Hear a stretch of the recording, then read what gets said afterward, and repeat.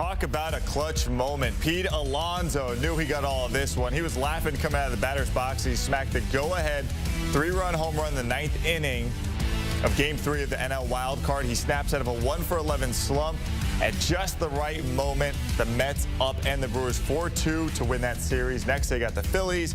Last night's win was the first winner-take-all dub for the Mets since 2015 when they eliminated the Dodgers in the NLDS. The Mets were staving off elimination in the regular season, fought it off now in the wild card. Now, where does the fairy tale season end? To answer some of those questions, CBS Sports baseball writer Matt Snyder joining us now. Matt, I guess if you've got Grimace, you've got a chance, but just how improbable was that moment we saw from Pete Alonso last night?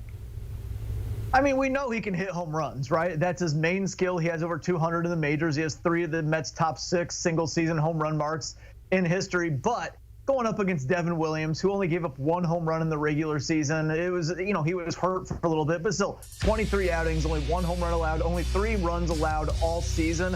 Gave up 1 home run and 3 runs there on that one swing right there in the playoffs. This was as you can see, I'm kind of speechless about it still because it felt like once the Brewers got those back-to-back home runs in the 7th that the game was over. They went with Freddie Peralta, their starter, in the 8th for 1 inning, and he was great. They hand the ball to Devin Williams, and you think, even though it's the top of the Mets order, he's got a 2-run cushion. This thing's probably over. So then Francisco Lindor, a couple foul balls on the 3-2 count, by the way, so credit Lindor for battling, gets the walk. Then with 1 out, Brandon Nimmo singles, and then you're kind of thinking, oh man, this is getting a little dicey for the Brewers, but still, Alonso, maybe a strikeout, maybe a double play, maybe a pop-up. Those things felt more likely than the home run. So yeah, it was an unbelievable game, unbelievable series for it only being 3 games. Yeah, Pete Alonso, it seems like, the fans have been having a go at Pete Alonso anyway, especially after that foul ball he dropped. So it's nice to see him have that big moment. All right, so now the Mets have the Phillies. The Phillies coming into this one, second best record in baseball. So what do you expect out of this matchup, and do the Mets actually have a chance in this series?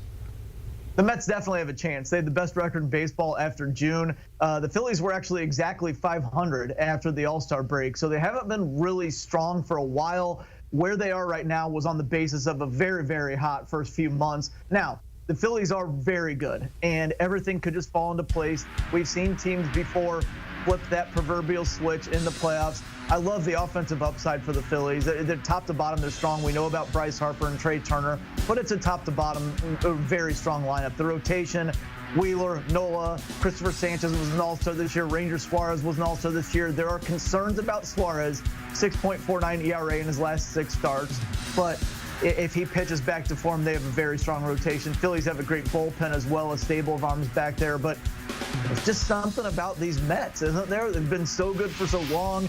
They have a good rotation. They've got Edwin Diaz at the back of the game, and the offense has this swagger to it where you can never count them out. We saw it Monday in the first game of that doubleheader. We saw it in Game 1 of the wild card series, and we obviously saw it last night in the 9th inning. Yeah, I think if the Mets had the choice, they'd probably play today. Don't even wait another day. Let's just try to keep this rolling. All right, let's roll on over to the American League. Though a lot of star power for sure in the series between the Yankees and Royals. Can Kansas City's pitching slow down Juan Soto, Aaron Judge and company? They can. I don't know if they necessarily will, but this is a good rotation. Michael Wacha in Game 1, then Cole Reagans, Seth Lugo. The way that the ALDS is set up this year, you're only going to need 3 starters, so that's a very good playoff rotation right there. We saw how good in those 2 wins over the Orioles Lucas Erceg can be at the back end of that bullpen. So the Royals do have very good pitching. The Yankees have so much firepower with Aaron Judge and Juan Soto. It's actually one of the best duos probably in playoff history, and we've seen a lot of them. It's the Yankees. You can go back to Lou Gehrig and Babe Ruth. You can go to 1961 with Roger Maris and Willie Mays. So we've seen plenty of them, but these 2 guys have the capability to really carry an offense.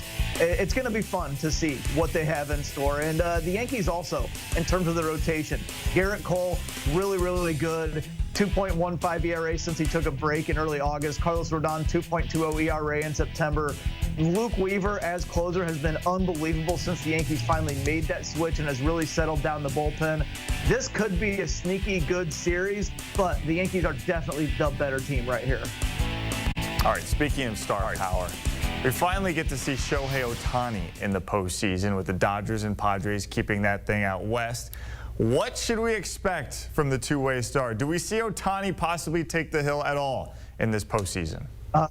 It sounds like no, unfortunately. I'd really love to see him. I was picturing it. Let's say the Dodgers make the World Series here, which is not out of the realm of possibility. They had the most wins in the regular season.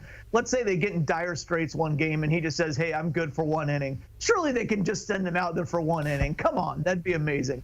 But no, what I would expect is him to be unbelievable at the top of the Dodgers order for however long the Dodgers last. I actually have the Padres beating them, but the Dodgers are great, and they could well win the World Series. We've seen 872 games from Ohtani, over 3,600 plate appearances, and he has never been in the playoffs yet in the major leagues. So I'm looking forward to it. Something to watch is we know all about those 50-plus stolen bases because he became the first 50-50 guy ever, but he really picked it up as the season went. He had 43 stolen bases in his last 75 games. So in the second half of the season, he has been the top base stealer in all of baseball. Now he's hitting leadoff with Mookie Betts and Freddie Freeman behind him instead of hitting closer to the middle of the order. So if he gets on base, expect him to run. That's one of the biggest things I'm looking forward to from him. I do want to ask you about the Dodgers pitching rotation. Why the move to move Yamamoto up to game one of this series? The indication is basically just they like how it sets up better for them. I'm not sure beyond that.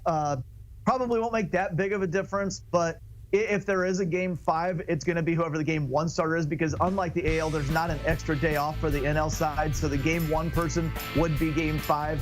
I guess now that I'm talking it through, maybe they feel more confident in Yamamoto as the guy who's going to take the ball in game 5 than Jack Flaherty. That would be the only thing that I could come up with. So, hey, Yamamoto missed a lot of the year with a shoulder injury. If anything, this says that they have confidence that his shoulder is okay. All right, Matt Snyder, very busy this time of year. It's going to be a very busy weekend with all these games getting underway. Matt, thanks so much. Let's go ahead and take a look at what's on the schedule. Everyone is in action on Saturday, and it starts in the American League when the Tigers visit the Guardians at 1:08 p.m. Eastern, followed by the Mets and Phillies. That NL East battle is going to be a lot of fun. Meanwhile, Kansas City going to visit the Yankees, 6:38 start time there on Saturday, followed by the Padres and Dodgers out west at 8:38.